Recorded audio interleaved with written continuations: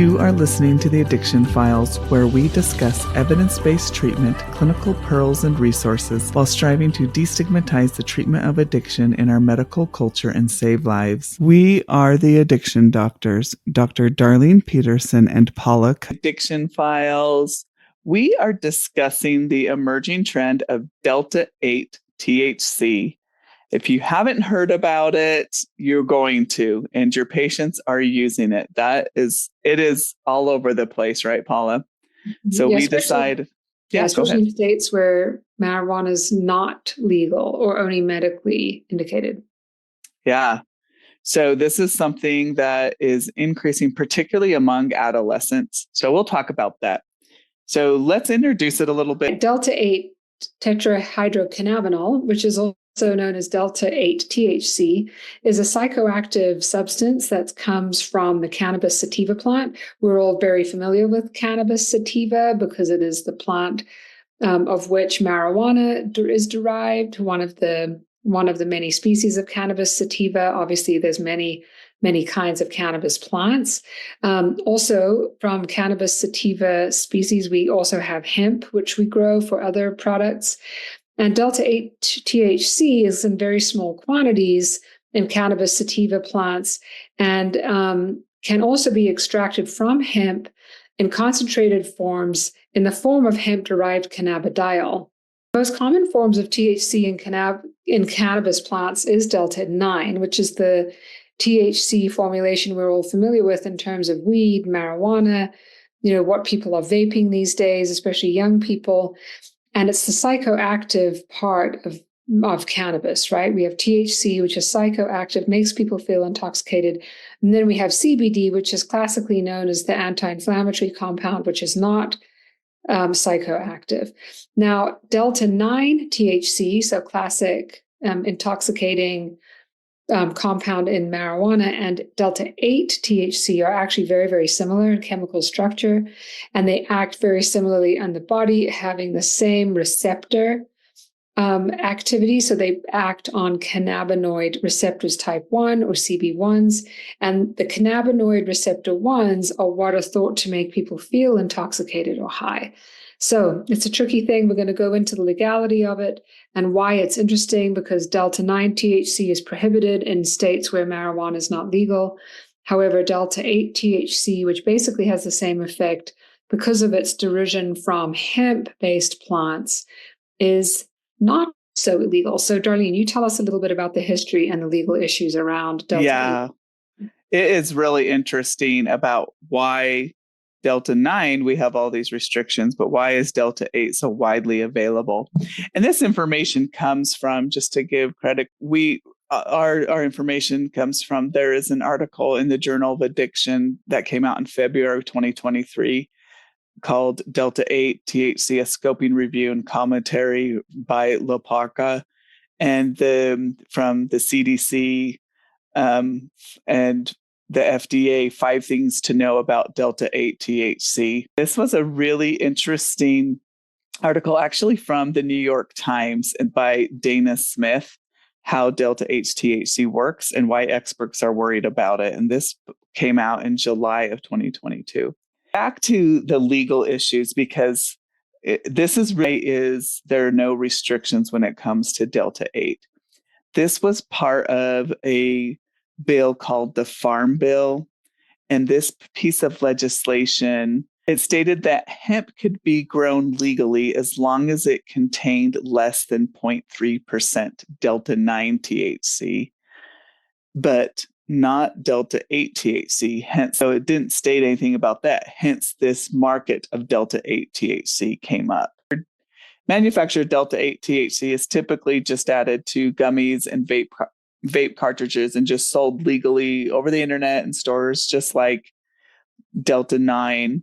And it's unregulated, again, because it is, quote, labeled as Delta-8 THC. Delta-8 THC is detectable only in trace amounts in both hemp and marijuana plants, but it can be manufactured from CBD, which is present in large quantities in the hemp plant.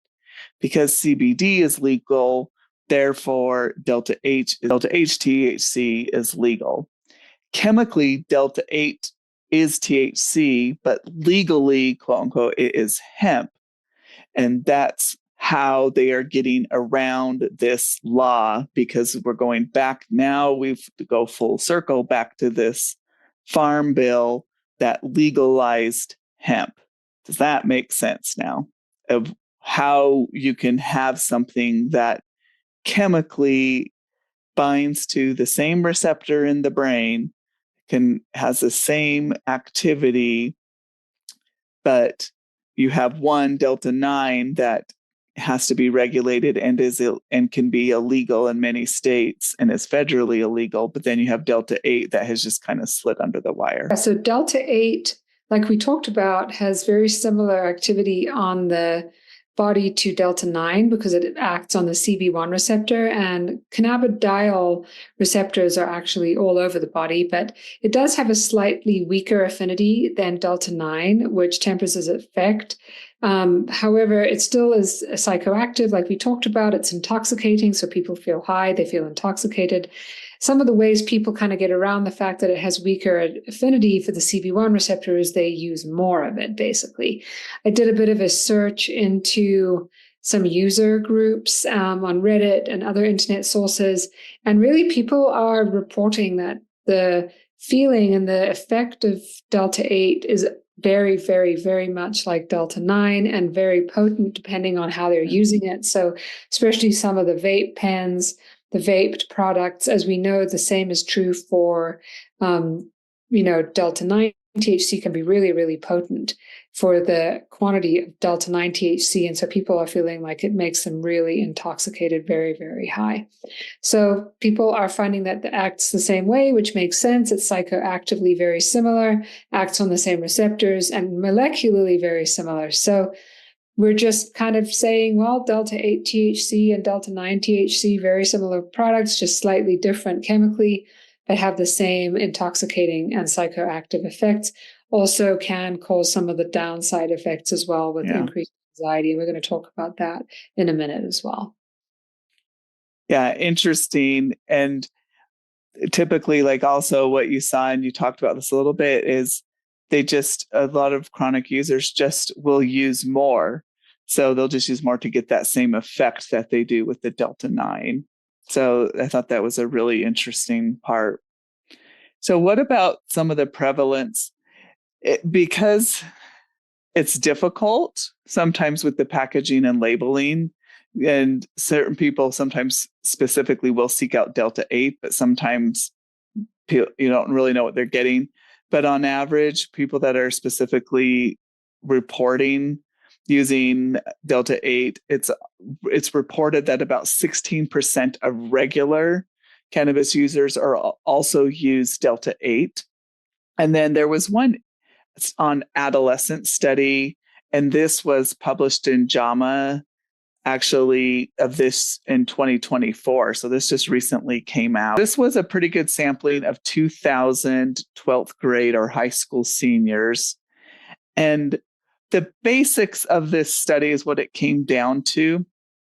It was in states where delta 8 THC was regulated versus not regulated, you had an almost double, actually more than that, 3 times more use in delta 8 THC. So in states that had no cannabis regulation, then you had about 5.7 use versus 14.4% use.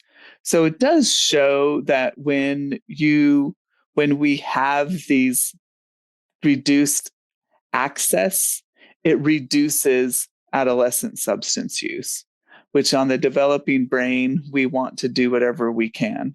So I thought that was really interesting. Yeah, it is. Adverse events are pretty similar because it has the same effects as delta 9. The adverse effects are very similar. So your typical include vomiting, hallucinations, trouble standing, loss of consciousness. These are what was reported to the FDA, and this came from a report from 2020 to 2021. And these numbers and these calls that are coming in are concerning.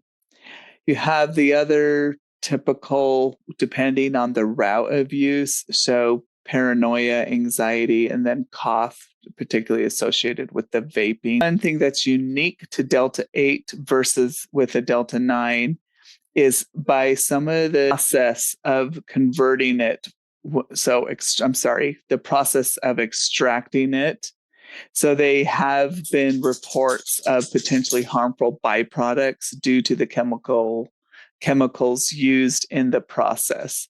And there hasn't been, and I wasn't able to get a lot of research into what particular contaminants that they're seeing, but this is probably fairly similar to what we see in some of our other drug supplies, some of these. But again, that's where that concern is, particularly with vaping and ingesting it into the lungs. And that's where you're seeing some of that. And this is important areas when we are crafting legislation. I think this is a part where those with addiction knowledge and experience and medical experience, where we need to be involved in these discussions. The paper that was published in May of 2023 in the Journal of Cannabis Research, the lead author is Leas. I don't know if I'm saying his name right, Eric Leas et al. And it's a self-reported adverse events associated with Delta 8 THC use. This is a really cool article. They basically went and did a case series methodology where they looked into all the adverse event reporting systems associated with the US FDA. And then they also went on to Reddit and several other social media post sites where people reported use of Delta 8 THC, and they reviewed and did word searches to see if they could identify people who were reporting on effects of this drug. And they actually looked at 65,000 reports of Delta 8 post use. So it's a pretty rigorous study.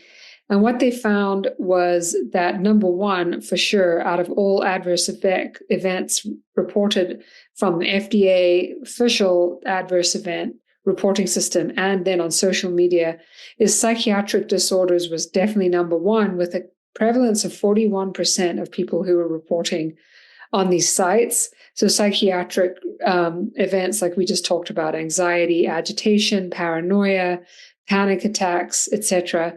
Number two was respiratory effects, so asthma, choking cessation, cough, dry throat, and difficulty breathing. And that actually affected 29.3% of these reports.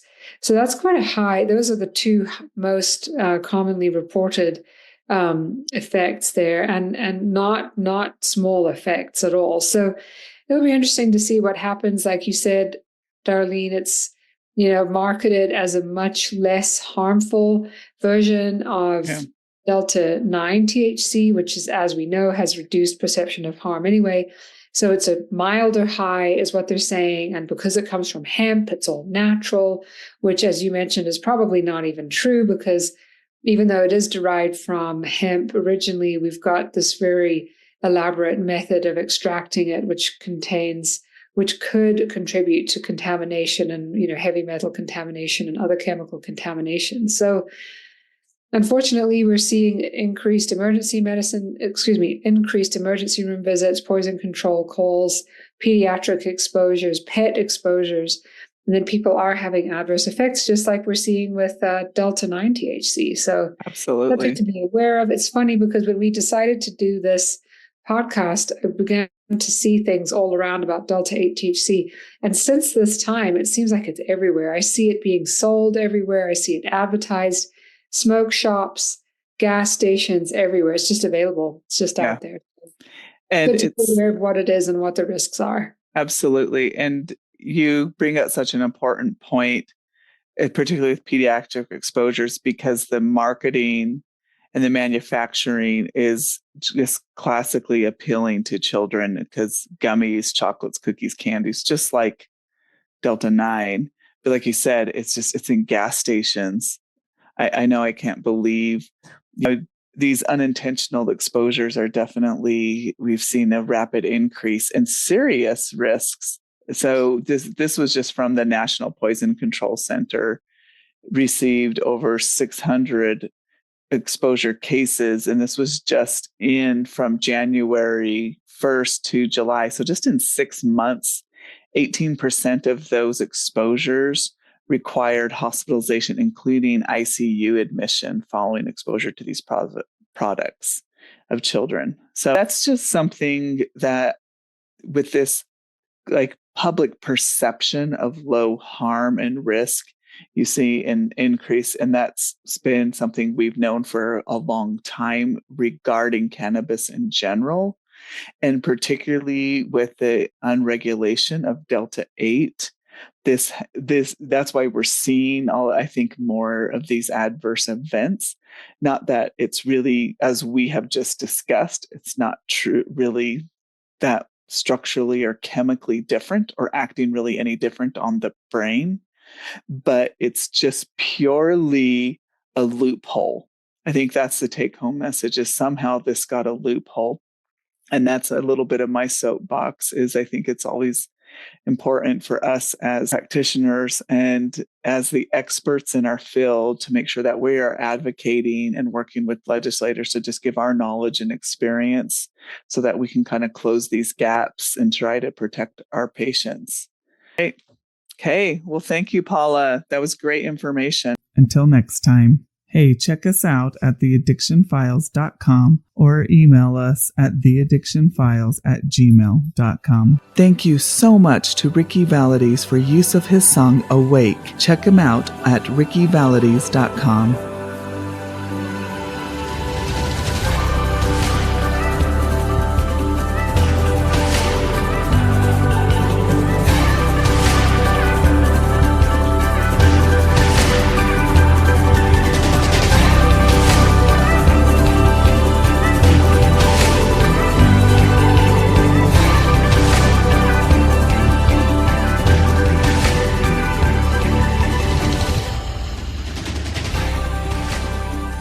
Content of the podcast are for entertainment and education purposes only. Hosts and guests are not responsible for any harm caused by information obtained from this source. As each person is unique, you're advised to seek the advice of your own healthcare professional to treat any medical conditions you may be having. Opinions expressed on the show are those of the Addiction Files and not of our respective employers.